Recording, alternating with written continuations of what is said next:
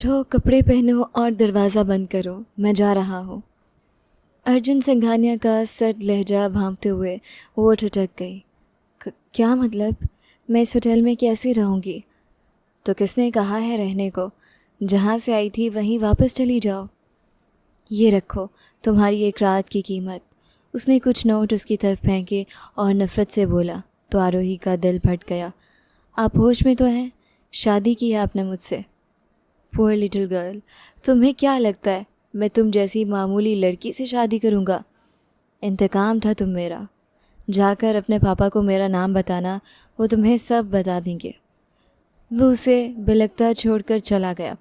कुछ महीने बाद अर्जुन अपनी डॉक्टर दोस्त से मिलने उसके क्लिनिक पहुंचा।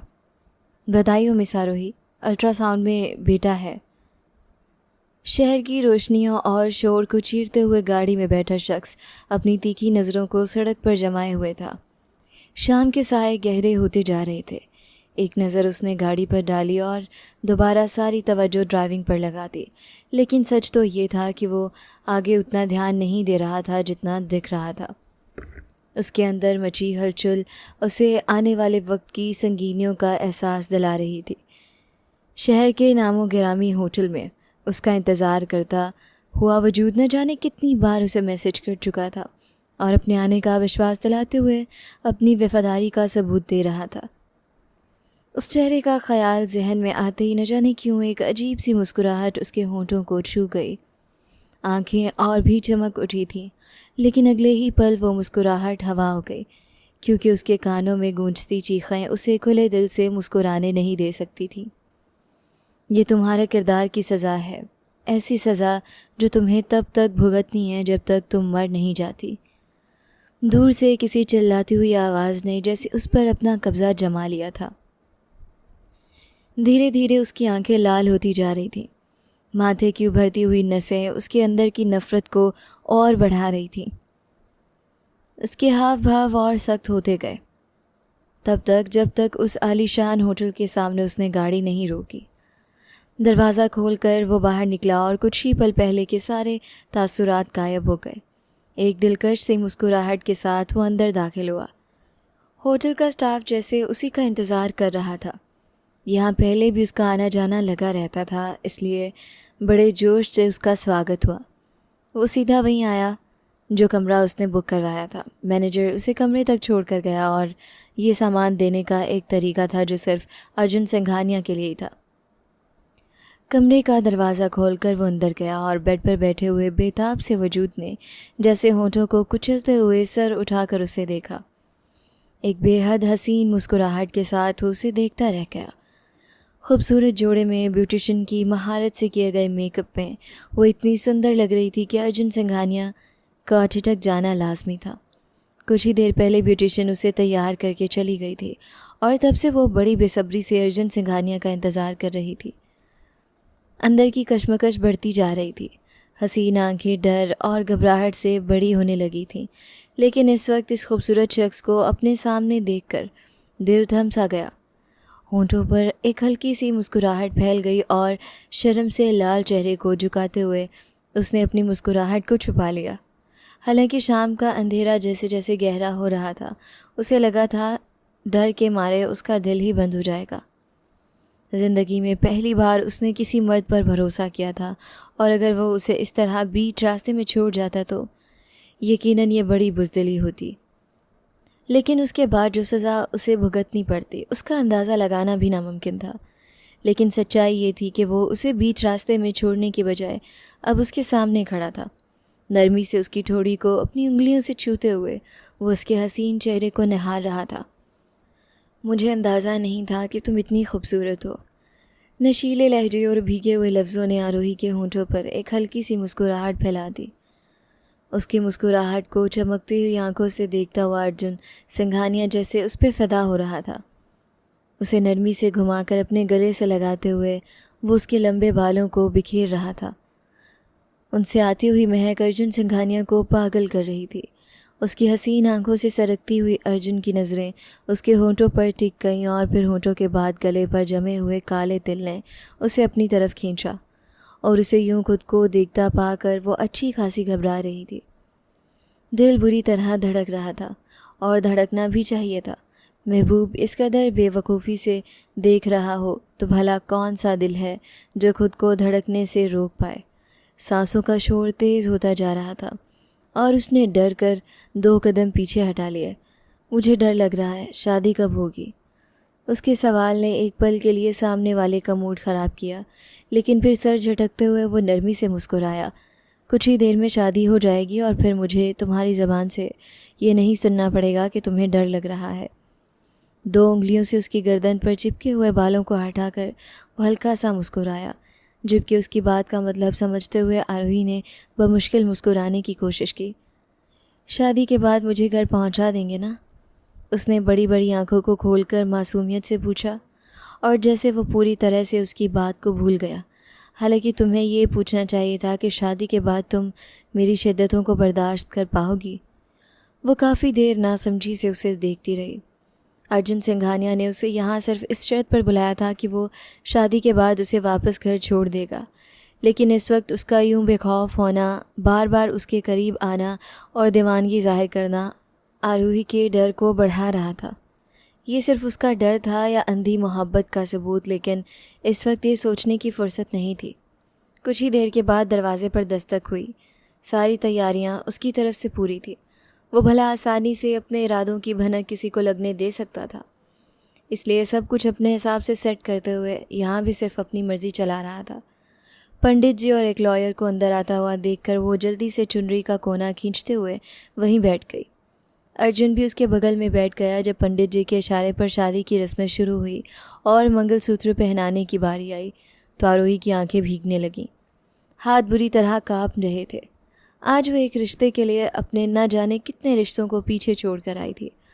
वो लोग उसके साथ अच्छे थे या बुरे, लेकिन बचपन से उसके साथ थे। उन्हें देखकर वो बड़ी हुई थी और आज इस मौके पर उन सब का होना ज़रूरी था।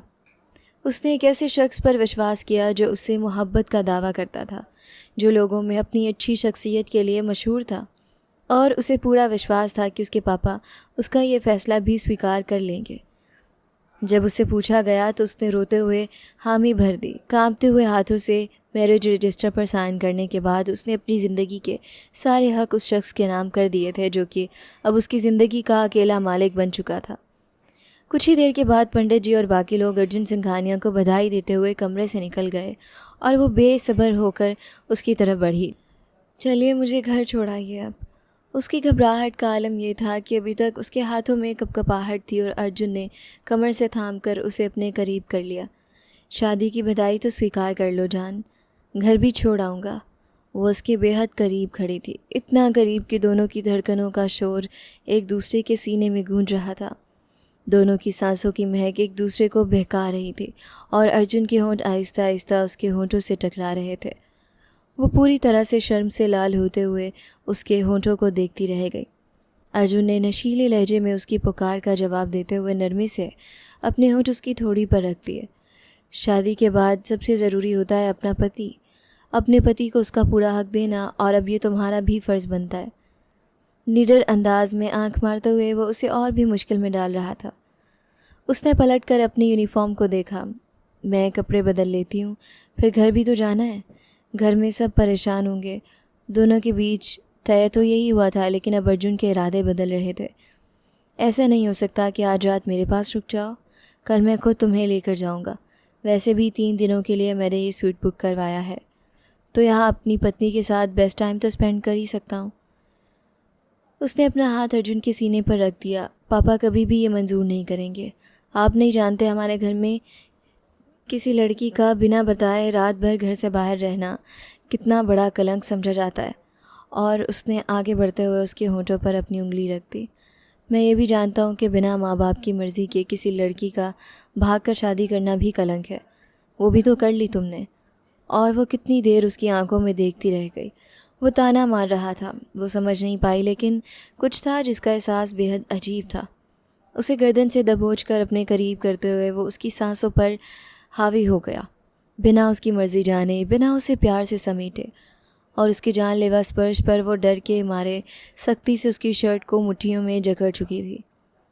अपने पैरों पर खड़ा होना इस वक्त उसके लिए सबसे मुश्किल काम था। इस सब के लिए वो दिमागी तौर पर तैयार नहीं थी, जो कि अब उसे बर्दाश्त करना पड़ रहा था। नरमी से झुकते हुए उसे अपनी बाहों में उठाकर वो बिस्तर तक ले आया, जबकि वो हैरान और परेशान उसे देखती रह गई। अर्जुन प्लीज़, उसने विनती करनी चाही, लेकिन उसे गुस्से से घूरते हुए वो उसकी गर्दन में मुंह छुपा गया। आहिस्ता आहिस्ता उसे गहनों और मंगलसूत्र से आज़ाद करते हुए वो अपने इरादों को पूरा कर रहा था। तुम जानती हो मैंने इस वक्त का कितना इंतज़ार किया है। तुम्हें पूरी तरह अपना बनाऊंगा, तुम पर अपना जुनून बरसाऊंगा और मुझे यकीन है इसके बाद तुम खुद को दुनिया की सबसे खुशकिस्मत लड़की समझोगी। उसके छूने में प्यार नहीं था, एक जुनून था, एक पागलपन था जो कि जानलेवा था, और उसका स्पर्श सामने वाले को बेताब नहीं कर रहा था, बल्कि सिमट जाने पर मजबूर कर रहा था। वो आहिस्ता आहिस्ता उस पर हावी होता गया। उसके आगे वो रोते हुए वो बस उसे रहम की भीख मांग रही थी। रिलैक्स, इतना तो हर लड़की को बर्दाश्त करना पड़ता है। उसे घूर कर डराते हुए वो अपनी हदें पार करता चला गया, जबकि उसकी बाहों में कैद वो बेबसी से रोती रही। उसकी गर्दन पर बने हुए लाल निशान उसकी दरिंदगी की गवाही दे रहे थे। उसके होंठों का भटा हुआ कोना, दिल की दीवारें हिलने लगीं। अपने बगल में सोए हुए शख्स पर एक नज़र डालकर उसने अपना सर अपने घुटनों में छुपा लिया। आंसू उसकी आंखों से बहते जा रहे थे। ये जुनून, ये दीवानगी मोहब्बत नहीं थी, कोई गुस्सा था, कोई नफ़रत थी जो उसकी नस नस में भर दी गई थी। अपने बिखरे हुए वजूद को सहलाते हुए उसने अपनी आंखें बंद कर ली। दिल टूट गया था, सहम गया था, लेकिन अभी तो बहुत कुछ बाकी था। अभी तो इस नए दिन की शुरुआत होनी थी। न जाने कितनी देर तक रोने के बाद उसने अपनी आंखें बंद कर ली। एक सुकून भरी नींद उस पर हावी हुई और वो नींद की वादियों में खोती चली गई। सर झटक कर ख़ुद को तसल्ली देते हुए वो जैसे ख्वाब में भी उसके प्यार पर शक नहीं कर सकती थी। जो इंसान उसे पाने के लिए इतना तड़पा, न जाने कितने जतन किए, और अब जाकर उसे पा लिया, तो उसे ऐसे छोड़ देना तो बेमकसद ही हो सकता था। अगली सुबह जगाने के लिए उसके बाजू को झंझोड़ा गया और उसने झट से अपनी आंखें खोल दी। कुछ देर वो खोई खोई सी दिमागी हालत में सामने की नज़रों को समझने की कोशिश करती रही, और फिर अपने सामने झुके हुए अर्जुन सिंघानिया को देखकर एक हल्की सी मुस्कुराहट के साथ अपनी आंखें पूरी तरह खोल दी। शुभ प्रभात जान। जानता हूँ रात हसीन गुजरी है, लेकिन इतनी हसीन भी नहीं कि तुम सुबह की शुरुआत को ही भूल जाओ। उसने एक बार फिर हल्का सा मुस्कुराते हुए अजीब सा लहजा अपनाया। वो पूरी तरह से तैयार, बेहद आकर्षक लग रहा था। काफ़ी देर वो उसके हसीन चेहरे को देखती रही और फिर उठकर बैठ गई।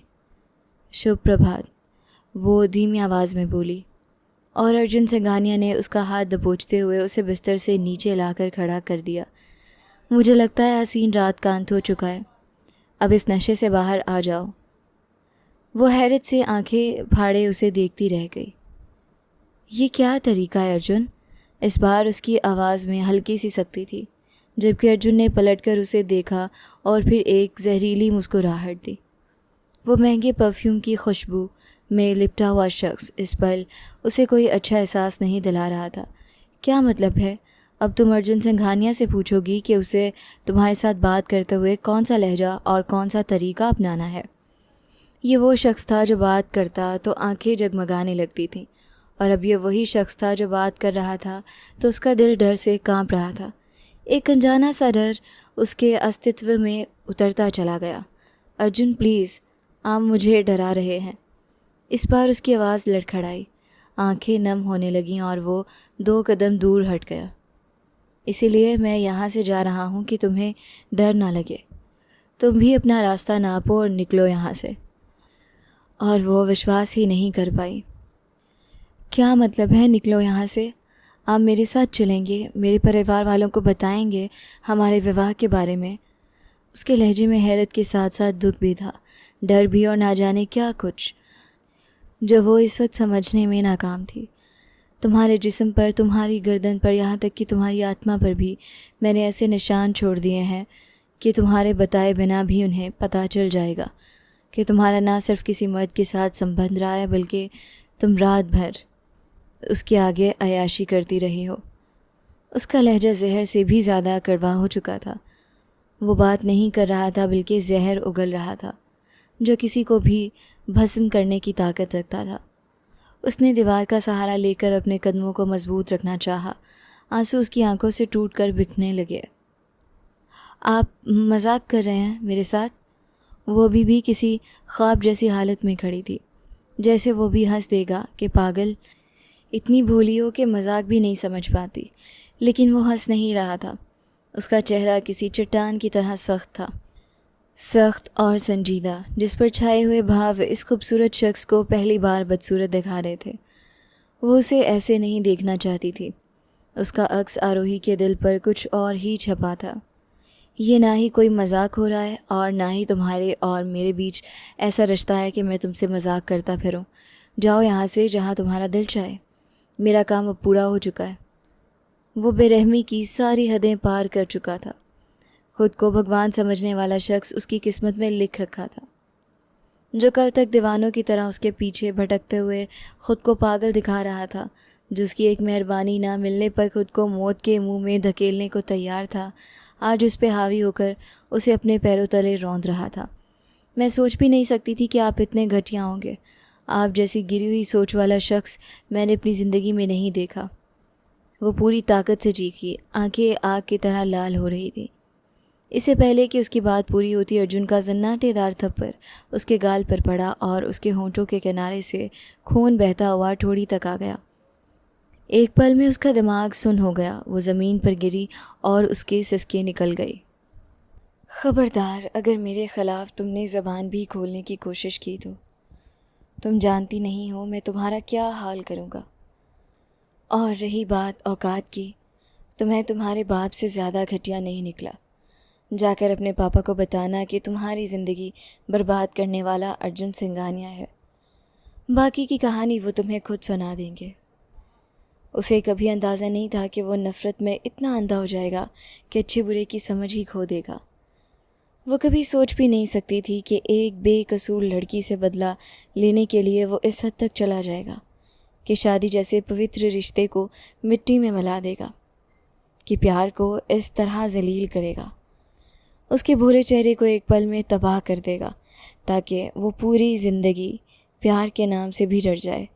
लेकिन अब वो ये सब कुछ कर चुका था। वो कमरे के दरवाजे की तरफ बढ़ने लगा, जबकि वो दौड़ते हुए उसके पैरों से लिपट गई। मेरी बात सुनिए, आप मुझे इस तरह छोड़कर नहीं जा सकते। मेरे पापा मुझे मार डालेंगे। मुझे कम से कम कोई रास्ता दिखा कर जाइए। मैंने आपका क्या बिगाड़ा है? अर्जुन, वो दरवाजे तक उसके साथ घसीटती चली गई, लेकिन वो पत्थर दिल शख्स अपने अहंकार में इतना चूर था कि वहाँ से निकल गया, बिना उसे रोने गिड़गिड़ाने पर ध्यान दिए, बिना उसकी चीखों पुकार सुने। उसका दिल किया कि वो खुद को पीट डाले। इतनी बड़ी गलती पर खुद को ऐसी सज़ा दी कि दोबारा किसी को मुंह ना दिखा सके। इस बार अगर धरती माँ उसे अपने अंदर समा लेती तो भी वो उसे अपनी किस्मत मानती, लेकिन जो कलंक उसके माथे पर लगा दिया गया था, अब उसका अंजाम तो उसे भुगतना ही था। जो प्यार उसने किया था, जिसकी दवा करते हुए वो यहाँ तक पहुँच गई थी, अब उस गुमनाम प्यार की सज़ा तो भुगतनी ही बाकी थी, ताकि अगली बार दिल धड़कने के काबिल ही न रहे। चीख चीख कर थक चुकी थी वो। कुछ भी ऐसा नहीं था जो सुकून दे सके। कोई अल्फाज, कोई जगह, कोई इंसान, कुछ नहीं। कोई भी इस दुनिया में अपना नहीं था, और ये सब कुछ सिर्फ अर्जुन सिंघानिया की वजह से था। यह आलीशान कमरा, और इस कमरे में रुकना भला वो लड़की कहाँ अफोर्ड कर सकती थी, जिसे अपनी कॉलेज की फ़ीस भरने के लिए सौ जतन करने पड़ते थे। दोपहर होते होते वो इस होटल के कमरे से बाहर निकल आई। बाहर की दुनिया जैसे आग उगल रही थी। कल तक सब कुछ बेहद खूबसूरत लग रहा था, और आज वही हसीन चेहरे, वही खूबसूरत जगह और वही सपने उसकी आत्मा में कांटों की तरह चुभ रहे थे। उसे ऐसा लग रहा था जैसे उसके होशो आवाज़ ही छीन लिए गए हों, जैसे वो किसी ऐसी कैद में है जहाँ से निकलना नामुमकिन है। अपने पापा के दरवाजे तक पहुँचते पहुँचते उसने जैसे सदियों का सफ़र तय कर लिया, और उस दरवाजे पर पहुंचकर उसने अपने कांपते हुए हाथों से चुनरी को अपने ऊपर ढंग से लपेटा। वो दाग तो नहीं मिट सकते थे जो उसके जिस्म और रूह पर लग चुके थे, लेकिन अब और कोई रास्ता नहीं था। उसे हर हाल में इस तूफ़ान का सामना करना था जो उसे निगलने के लिए खड़ा था। उसकी भाभी ने दरवाज़ा खोला। उसकी बिखरी हुई और बुरी हालत को देखकर वो सिर्फ कुछ देर के लिए दंग रह गई और फिर उसे घसीटकर अंदर खींचा। उसे बाजू से दबोचकर वो चीखते हुए उसके भाइयों को बुला रही थी। उसने दबदबाई आंखों से देखा। उसके भाई शौर्य और विवेक दोनों बाहर आए। उसे देखकर वो जैसे पत्थर के हो चुके थे और उसका बाप जगदीश शर्मा किसी हारे हुए खिलाड़ी की तरह घुटनों के बल ज़मीन पर बैठ गया। उसके पास और कोई रास्ता नहीं था। वो दौड़ते हुए शौर्य की तरफ लपकी, लेकिन शौर्य ने उसे धक्के से खुद से दूर कर दिया। भगवान के लिए मुझे माफ़ कर दीजिए पापा, भैया, मुझसे बहुत बड़ी गलती हो गई, मुझे माफ़ कर दीजिए। उसकी चीखों ने उस कच्चे आंगन में जैसे भूकंप ला दिया, लेकिन ना वहाँ कोई उसे माफ़ करने का इरादे से खड़ा था और ना ही उसे माफ़ किया गया। शौर्य और विवेक ने उसे तब तक पीटा जब तक कि वो अधमरी होकर फर्श पर नहीं गिर गई। और जगदीश शर्मा, जो आज तक उसे बेटी नहीं समझ पाया, जिसने आज तक उसे प्यार के दो बोल नहीं कहे, वो भी आज उसे अपनी बर्बादी की वजह कह रहा था। इस कलंकिनी को पैदा होते ही मार देते तो अच्छा था। अपने इस दागदार वजूद के साथ ये जहाँ भी जाएगी हमारी नाक कटवाएगी। बताओ कौन है वो, और तुमने उससे कितने पैसे लिए, या फिर किसी के साथ मुँह काला करके आई हो तुम? जगदीश शर्मा ने सख्ती से उसके चेहरे को दबोच लिया, जो मार खाकर नीलो नील हो चुका था। नहीं, मैंने किसी को अपना आप नहीं बेचा। मैंने विवाह किया था उससे। वो पति है मेरे, और इससे ज़्यादा तो उन्होंने कुछ सुना ही नहीं। उसे एक बार फिर मार मार कर अधमरा करते हुए वो कमरे से बाहर निकल गए। वो पूरा दिन ही मार खाती रही। शाम तक उसे अंदाज़ा हो चुका था कि अगर यहाँ पड़ी रही तो मर जाएगी। कोई भी उसके लिए तरस खाने वाला नहीं था। अब काफ़ी हद तक उसके भाई और उसके बाप उसे जान से मार चुके होते, लेकिन शायद इसलिए चुप थे क्योंकि आसपास के लोग इस बारे में जान चुके थे। अगर वो मारकर उसे ज़मीन में गाड़ भी देते तो उनकी अपनी ज़िंदगियां तबाह हो जाती। पुराने कच्चे कमरे में बंद करके उन्होंने लकड़ी के उस दरवाजे को भी बंद करके बाहर से कुंडी लगा दी। ये भूखी प्यासी पड़ी पड़ी मर जाएगी। सिर्फ शाम के वक्त खाने के चंद निवाले शायद इसलिए रखे जाते ताकि वो ज़िंदा रह पाए। उसकी भाभी तो न जाने कौन से बदले चुका रही थी।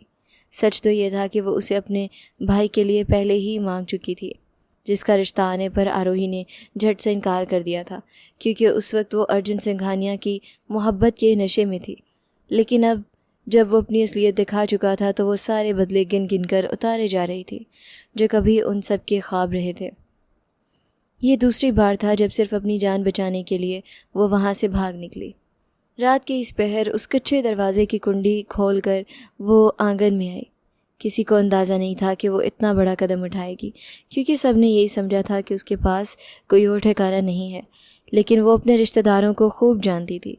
वो जानती थी कि या तो पंचायत के किसी निर्दयी फैसले का शिकार हो जाएगी या फिर अपने बाप भाइयों के हाथों मारी जाएगी। हालांकि अगर वो शख्स आज उसके साथ आकर खड़ा हो जाता तो कोई उसका बाल बांका नहीं कर सकता था।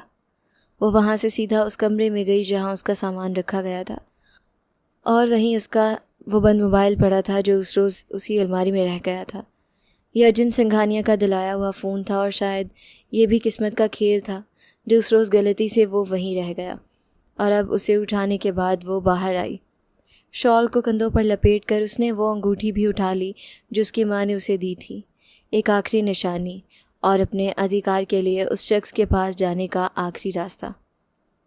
वो नहीं जानती थी इसके बाद क्या हुआ। घर वालों ने उसे कितना ढूंढा, उसके बारे में क्या सोचा, लेकिन उस रात गिरते पड़ते उस गांव से निकलकर वो अगली सुबह तक शहर पहुंच चुकी थी। उसके पास रहने के लिए कोई रास्ता नहीं था, कोई ठिकाना नहीं था। बस यही उम्मीद थी कि अर्जुन ने जिस होटल में उसे विवाह किया था उस होटल की स्वीट को उसने 3 दिनों के लिए बुक करवाया था। अगर उसे वहाँ ना भी रुकने दिया जाता तो भी वो वहाँ से अर्जुन सिंघानिया की कोई ना कोई डिटेल ज़रूर निकलवा लेती। उसे हर हाल में उस शख्स के पास जाना था, चाहे गिड़गिड़ाना पड़ता, भीख मांगनी पड़ती या फिर उसका गिरबान पकड़कर अपना हक छीनना पड़ता। ज़िंदगी ने उसे अपना एक ऐसा कड़वा रूप दिखाया था कि आज तक उसकी ज़िंदगी में कोई ऐसा मोड़ नहीं आया था जहाँ उसने खुद को इस कदर बेसहारा और अकेला महसूस किया हो। बुखार से तपता हुआ भूखा जिस्म, कोई उम्मीद नहीं थी, कोई आखिरी सहारा नहीं था जिसके दम पर वो ज़िंदा रह पाती। काफ़ी मुश्किलों के बाद आखिरकार वो उसी होटल पहुंच गई।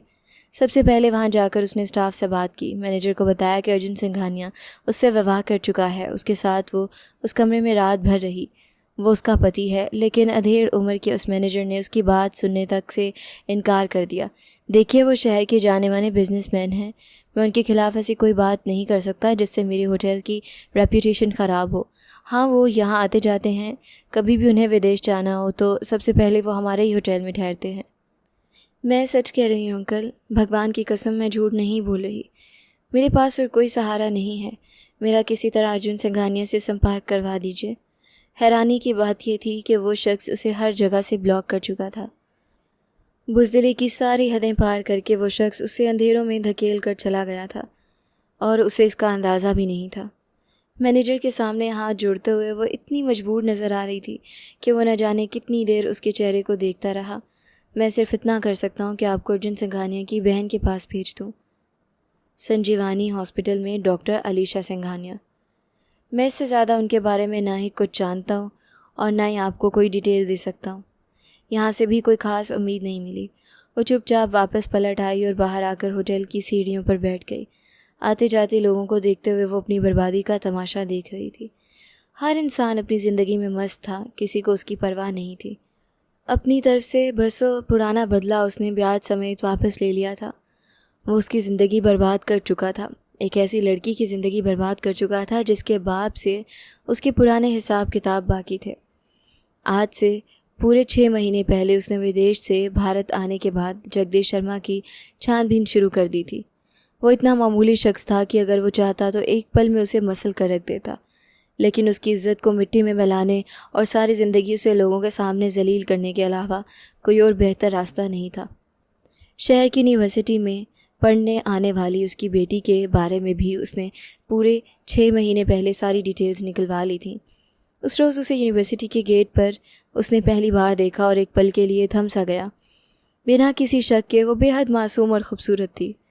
22 साल की वो लड़की सफ़ेद दुपट्टे से ढके हुए चमकते चेहरे के साथ मुस्कुराकर अपनी दोस्तों के साथ निकली और बस का इंतज़ार कर रही थी। जब वो अपनी गाड़ी से उतरकर पहली बार उसके सामने जाकर खड़ा हो गया, उस लड़की की आंखों में सिर्फ हैरानी थी। आपसे बात करना चाहता हूँ मैं, गाड़ी में आकर मेरी बात सुनेंगी? और उसकी इस पेशकश पर जहाँ वो हैरान हुई थी, वहीं गुस्से से लाल चेहरे पर और गुस्सा झलकने लगा। आप हैं कौन जिनकी बात सुनने के लिए मैं गाड़ी में बैठूंगी? उस आकर्षक जवान को अपने सामने ये हुक्म चलाता हुआ देखकर वो फुफकारी और उसकी हिम्मत की दाद देती नज़रों से देखते हुए वो पहली बार प्रभावित हुआ। कोई अपना ही समझ लीजिए मुझे। सीने पर बाजू बांधते हुए वो बड़ी दिलकशी से मुस्कुराया और सामने खड़ी हुई लड़की ने शर्म से अपनी पलकें झुका लीं। अगले ही पल वो दोबारा सख्त हो गई। यहाँ से जाइए, दिमाग ख़राब मत कीजिए मेरा। वो कुछ डर भी रही थी। उस रोज़ उन दोनों के बीच मुलाकात चाहे जितनी भी अजीब थी, लेकिन आने वाले वक्त में उसने उस पर हर पल नज़र रखी। हर पल उसके सामने अक्सर उसे अपने प्यार का एहसास दिलाना, और वो भी उस कच्ची उम्र के जज्बातों से गुजर रही थी जहाँ उसे अर्जुन सिंघानिया जैसे शख्स पर विश्वास करना पड़ा। वैसे भी वो देखने में जितना खूबसूरत था, वो नहीं जानती थी कि उसके अंदर कितना काला और जहरीला दिल भरा हुआ है। 6 बहनों का इकलौता भाई और सिंघानिया परिवार का इकलौता वारिस। उस रोज़ पहली बार वो उस पर विश्वास करके कैफ़े में उससे मिलने आई और अर्जुन ने प्यार से उसके मुकम्मल हाथ को पकड़ लिया। मैं तुमसे विवाह करना चाहता हूँ, क्या तुम मुझसे विवाह करोगी? वो पहला शख्स था जो उसके सामने शादी का प्रस्ताव लाया था, वरना आजकल के आवारा लड़कों से वो बखूबी वाकिफ़ थी। मैं एक गरीब बाप की बेटी हूँ और आपकी और मेरी कोई बराबरी नहीं। सिंघानिया साहब, प्लीज़ आप अपने रास्ते मुझसे अलग कर लें। अपने मीठे लहजे में बात करते हुए उसने किसी तरह का झूठ नहीं बोला था। साफ गोई और सच्चाई से जो बात भी थी बोल दी, जबकि वो बड़ी दिलकशी से मुस्कुराया। मैं तुमसे प्यार करता हूँ आरोही, और प्यार औकात नहीं देखा करता, बराबरी नहीं देखा करता। बस प्यार के लिए कुछ दिलों को चुन लिया जाता है और मेरा दिल भी उन्हीं दिलों में शामिल समझो। वो बहुत बड़ी बड़ी बातें करता था, इतनी बड़ी और अच्छी बातें कि कोई भी उसके झांसे में आ जाता तो उसे भी विश्वास करना पड़ता। पहली बार फ़ोन पर बात हुई, रात रात भर धीमी आवाज़ में होने वाली बातें, लेकिन फिर भी अर्जुन सिंघानिया ने कभी अपनी हद पार नहीं की। और इसी मिलने जुलने में ठीक 1 महीने बाद ही वो उसे मनाने में कामयाब हो गया कि वो अर्जुन से शादी कर ले और उसके बाद वो अपनी फैमिली को बता देगा। उसने भरोसा कर लिया था और शादी के बाद अर्जुन ने जो किया उसका उसे अंदाज़ा भी नहीं था। वो तो आज तक यही सोच रही थी कि आखिर उस शख्स ने उसके साथ ऐसा क्यों किया, कौन सा ऐसा गुनाह था जिसकी सज़ा इतनी भयंकर थी। उस वक्त भी वो अपने होटल रूम की बालकनी में खड़ा कंटिन्यूसली चांद को घूर रहा था। वो बस एक रात थी जो अपनी पूरी बदसूरती के साथ आई और फिर उसने अपने हाथों से ही सब बिगाड़ दिया। वो उसके सामने दुल्हन बनकर बैठी थी। उसके नाम अपनी ज़िंदगी के सारे हक करने के बाद उसकी बाहों में बिखर गई और फिर उसने वही किया जो उसने सोचा था। लेकिन उसके बाद एक अनजाना सा पछतावा था जिसे वो चाहकर भी खुद पर हावी नहीं होने देना चाहता था, लेकिन वो एहसास उसे अपनी लपेट में ले चुका था। वो वहाँ से निकलने के बाद कहाँ गई होगी, क्या किया होगा, ये तो वो नहीं जानता था। लेकिन उस घटना के ठीक 2 दिन बाद ही वो विदेश चला गया था। यहाँ 2 हफ्तों की मीटिंग थी और यहाँ से आने के बाद भी वो उस लड़की के बारे में बाकी डिटेल्स निकलवा सकता था। काश तुम जगदीश की बेटी ना होती, या फिर काश हम अलग हालात में मिले होते, उसके दिल ने जैसे फुसफुसाते हुए कहा था। लेकिन अपने सर को झटकते हुए उसने खुद को इस ख्याल से रोके रखा। वो उसकी पत्नी थी, जब चाहता वो उसे दोबारा जाकर ले आता, यही उसका घमंड था। लेकिन इस वक्त वो उसे सज़ा इसलिए दे रहा था ताकि उसके बाप को सज़ा मिले। लेकिन वो नहीं जानता था कि उसके बाप ने हमेशा की तरह उसे अपने मामलात से दूर रखते हुए एक ऐसे नरक में धकेल दिया है जहाँ से निकलते निकलते शायद उसकी जान ही चली जाए।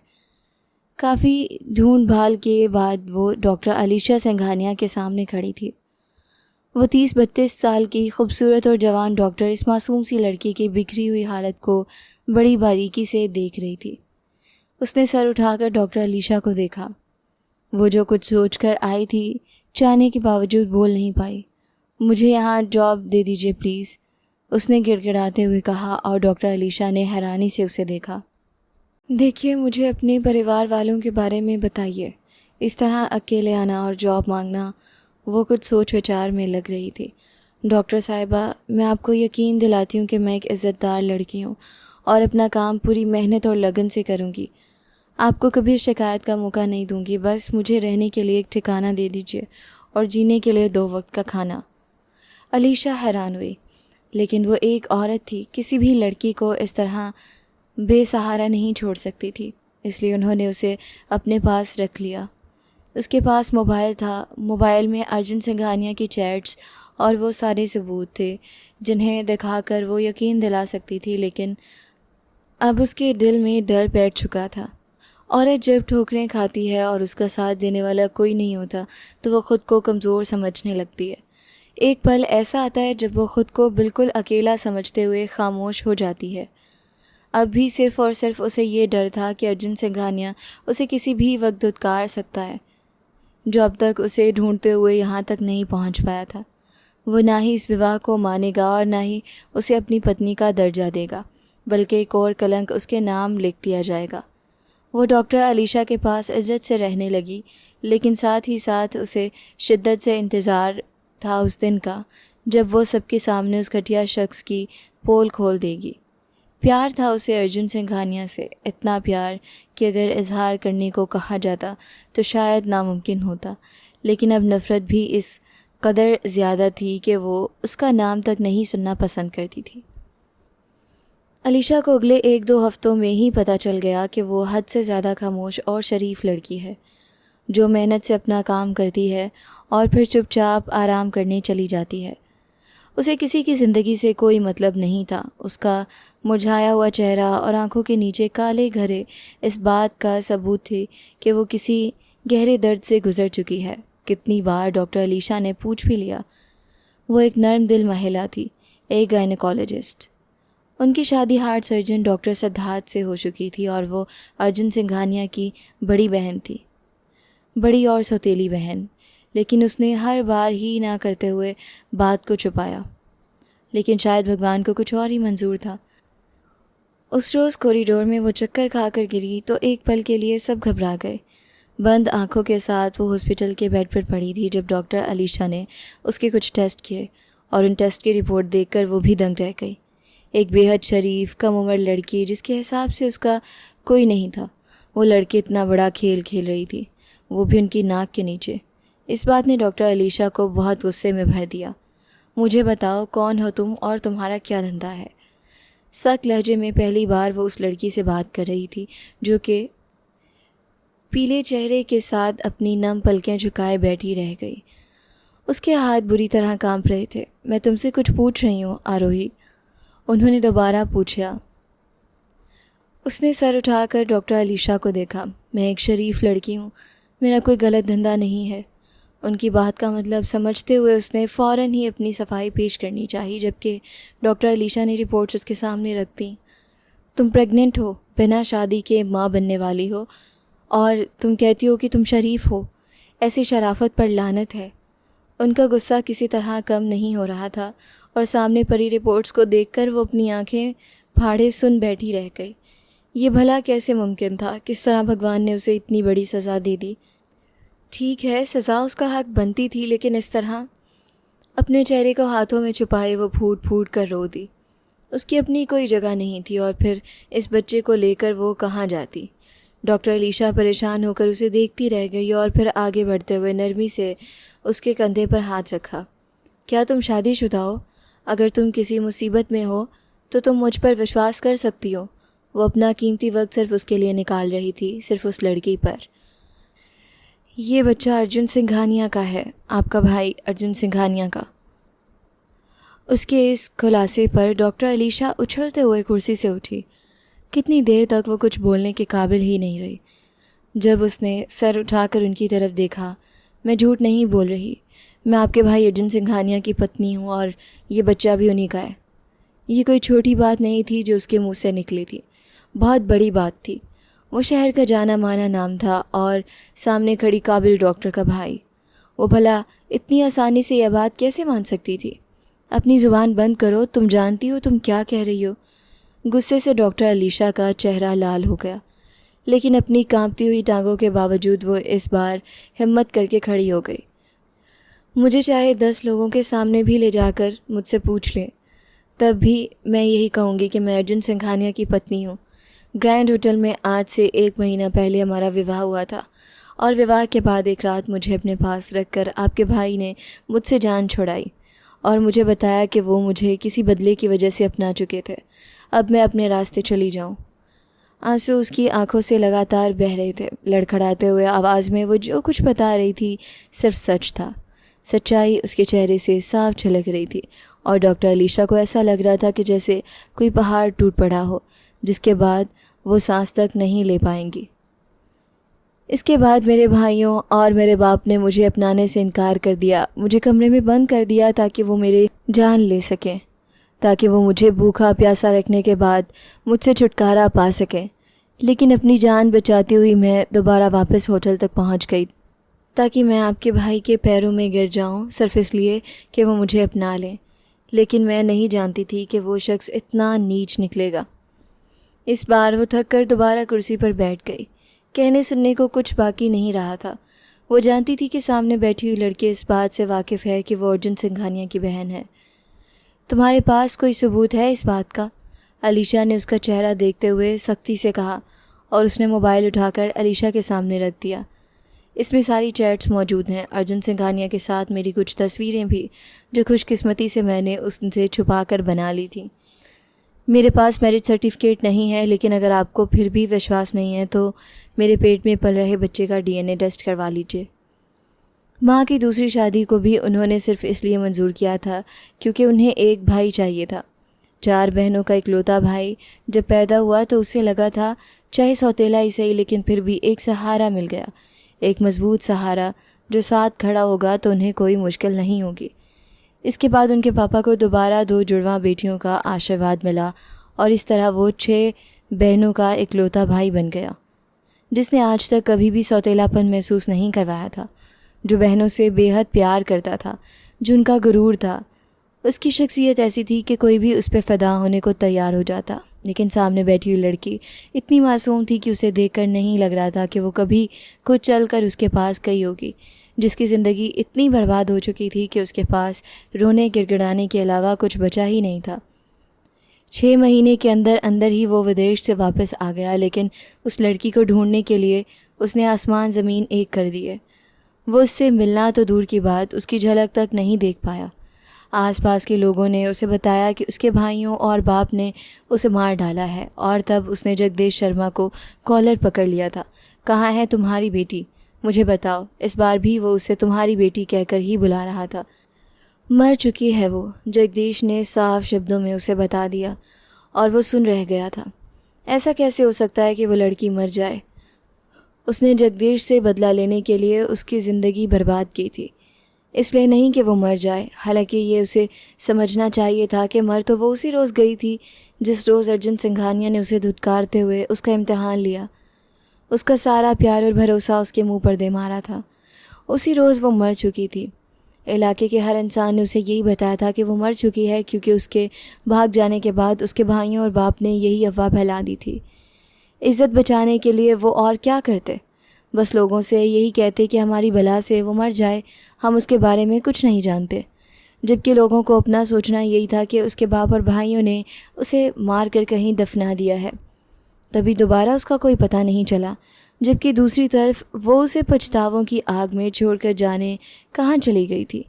अलीशा ने 3 महीने उसे अपने पास रखा, उसके दिल से हर एक डर को निकाल दिया था, उसकी शख्सियत को पूरी तरह से बदल दिया। तब तक किसी को उसकी भनक तक नहीं लगने दी जब तक कि वो एक मजबूत लड़की का रूप के लिए पूरी तरह से तैयार नहीं थी। अच्छे कपड़े, अच्छी देखभाल और माँ बनने का नूर। वो और भी खूबसूरत होती चली गई। वो पूरी प्लानिंग थी। अलीशा ने उसे अपने पास बुलाया और दूसरी तरफ उन्होंने अर्जुन सिंघानिया को भी बुलाया हुआ था। एक गहरी मुस्कुराहट आरोही के होंठों पर फैलती चली गई। कैमरे के ज़रिए वो उसे अंदर आता हुआ देख रही थी। आरोही की पीठ दरवाजे की तरफ थी।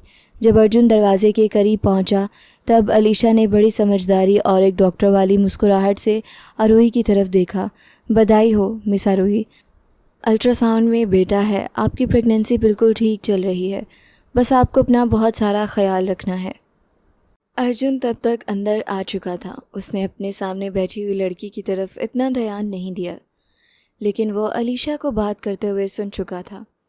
आरोही नरमी से मुस्कुराते हुए अपनी फाइल्स उठाकर खड़ी हुई। वो उसके पीछे ही खड़ा था, कुछ कदमों के फासले पर, और तब आरोही की नज़र उस शख्स के चेहरे पर पड़ी। आज उसकी नज़रों में वो चमक नहीं थी। उसका चेहरा पहले जैसा नहीं लगा उसे, लेकिन अर्जुन भी पूरी तरह से उसकी तरफ देख रहा था। उसे देखकर वो जैसे थम गया, रुके हुए कदमों से अपने सामने खड़ी हसीन लड़की को देखकर, और फिर उसके हाथ में पकड़ी हुई फाइल्स को। न जाने कितनी देर ऐसे ही बीत गई। जब वो अलीशा की तरफ मुड़ा, ये कौन है? और अलीशा मुस्कुरा दी, ये मेरी पेशेंट हैं, प्रेग्नेंट हैं, बैठो तुम। और आरोही एक तेज़ नज़र उस पर डालते हुए उसके करीब से गुजर गई। अर्जुन वहाँ चुप बैठने वालों में से नहीं था। उसके पीछे ही भागा। आगे बढ़ते हुए उसने आरोही के हाथ को पकड़ लिया, जिसे उसने पूरी ताकत लगाकर पीछे झटक दिया। ख़बरदार अगर मुझे हाथ भी लगाने की कोशिश की तो। जबकि वो बेबसी से उसके चेहरे को देख रहा था। ये मेरा बेटा है ना? वो तो जैसे पागल हो चुका था। उसके पेट में पल रहा बच्चा उसका था, और फिर बेटा। वो उसी बाप का बेटा था जिसने सिर्फ बेटे की चाहत के लिए 2 औरतों की ज़िंदगी बर्बाद की थी, एक अर्जुन की माँ की और एक अलीशा की माँ की। ये सिर्फ मेरा बच्चा है, और ख़बरदार अगर मेरे पास आने या इस बच्चे को अपना कहने की कोशिश भी की तो मुझसे बुरा कोई नहीं होगा। किसी तेज़ धार वाले हथियार की तरह वो उसे काटती हुई वहाँ से चली गई, और उस रात वो अलीशा के सामने आकर खड़ा हो गया। तुम मुझे बताओगी कि वो लड़की कौन है, कहाँ रहती है, और तुम उसे कितने महीनों से जानती हो? और अलीशा ने उसे देखते हुए अपने सीने पर हाथ बांध लिए। ये तो तुम मुझे बताओगे कि वो कौन है जिसके पीछे तुम पागलों की तरह घूम रहे हो? वो मेरी पत्नी है, अलीशा। उसने कबूल कर लिया। हालांकि किसी ने नहीं सोचा था कि वो इतनी जल्दी मान जाएगा। पिछले इतने वक्त से वो उसे पागलों की तरह ढूंढ रहा था। भला खुद पर काबू कैसे रख सकता था? एक तड़प थी, बेहद गहरी पीड़ा। और जब उसकी माँ को सच्चाई मालूम हुई तो वो दंग रह गई। वो जगदीश शर्मा की बेटी थी, माँ जो नौकर होकर आपकी ज़िंदगी बर्बाद करके चला गया था, जिसने नाना जी से 2 लाख रुपए ले लिए और आपको मेरे बाप जैसा दरिंदे के हवाले कर गया।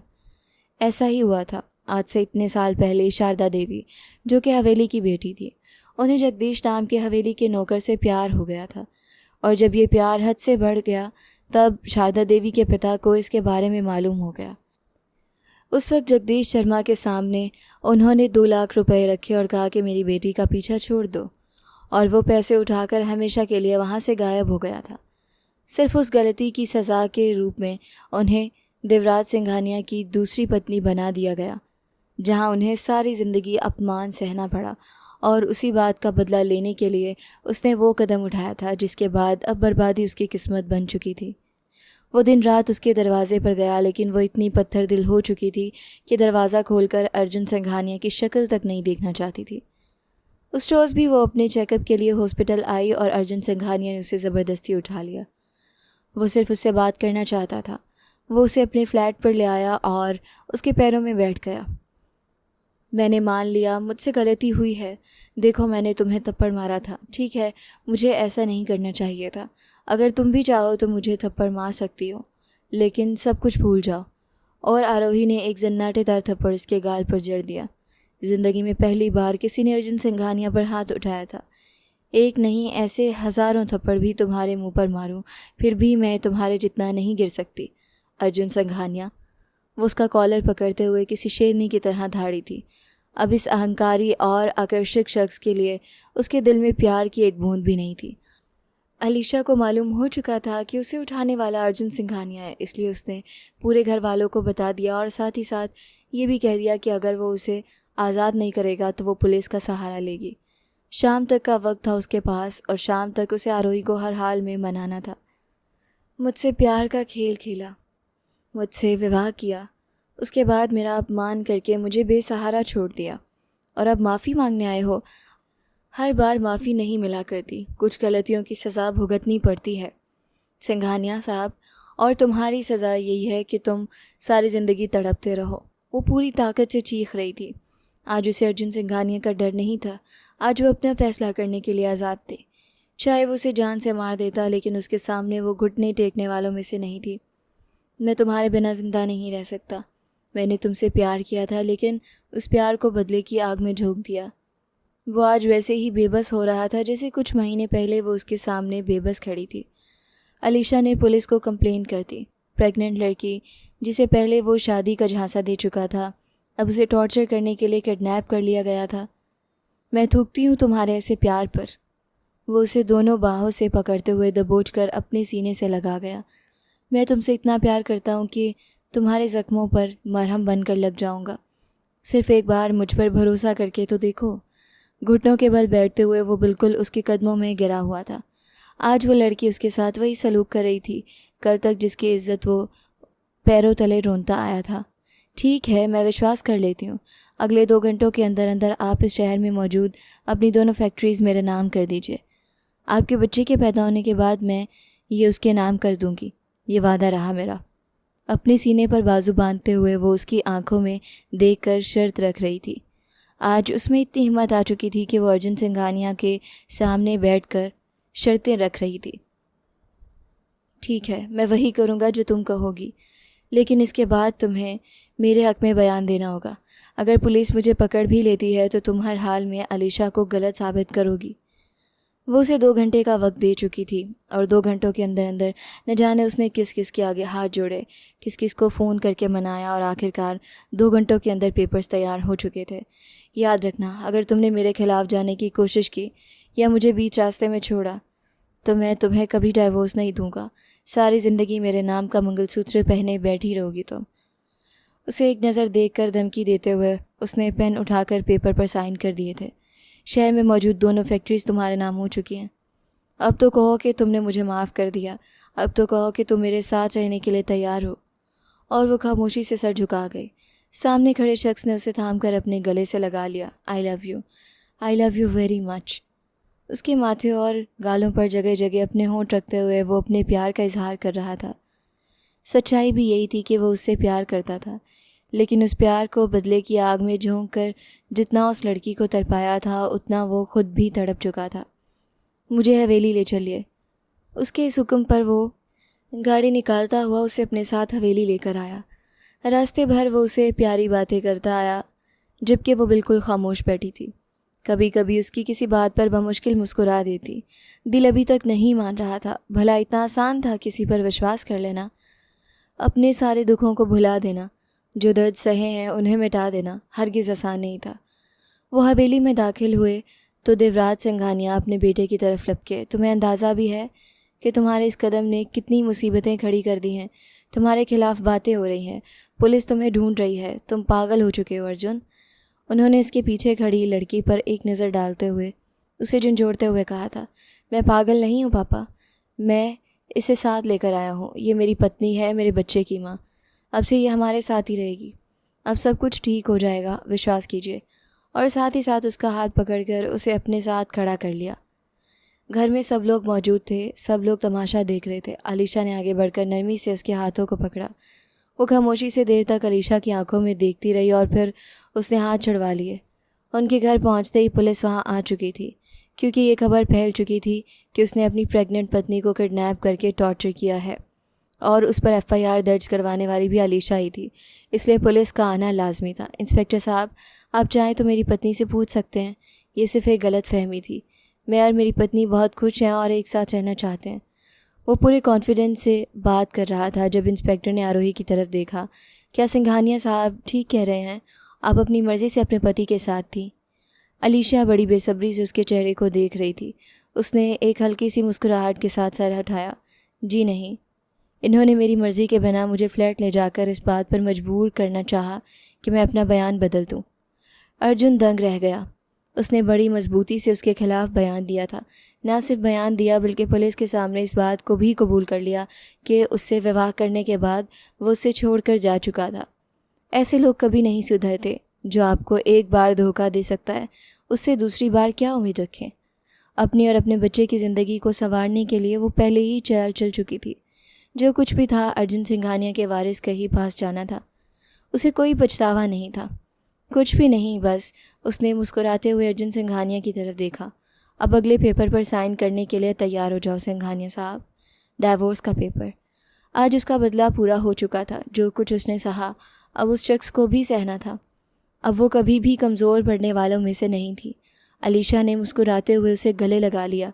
ज़रूरी तो नहीं था कि सारी ज़िंदगी वो अकेलेपन में गुजार देती।